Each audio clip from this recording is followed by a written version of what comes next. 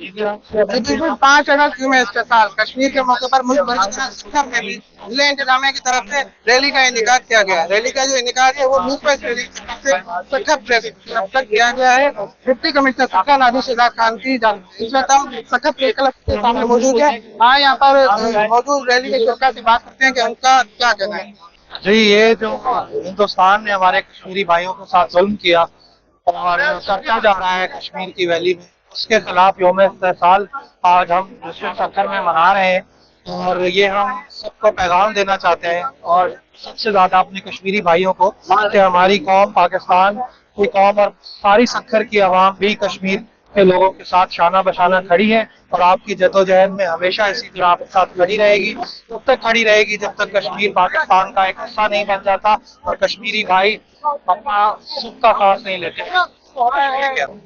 आज 5 अगस्त का दिन यौम कश्मीर का दिन है और आज के दिन हम 2019 में भारत के कश्मीर पर जो इक़दाम है उसकी मजम्मत करते हैं और हमारी अपने कश्मीरी भाइयों के साथ जैसे कि आपको पता है कि आज का दिन हम यौम इत्तेहाद के तौर पे मनाते हैं। इसकी वजह ये है कि आज का दिन 2019 में इंडिया ने जो है अक़वाम मुत्तहिदा के अहकाम की धज्जियां उड़ाई थी और ये इसी सिलसिले में हम लोग यौम इत्तेहाद बना रहे हैं।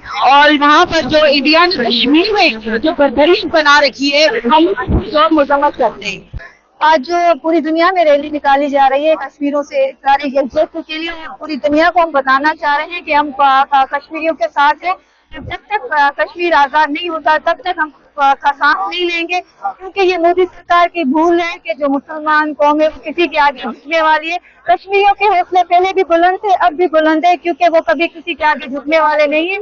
और हम पूरी दुनिया को यही मैसेज देना चाह रहे हैं कि आप देख लें, कि आप भूल जाएं कि कश्मीरी अकेले हैं, कश्मीरियों के साथ पूरी मुसलमान कौम खड़ी है।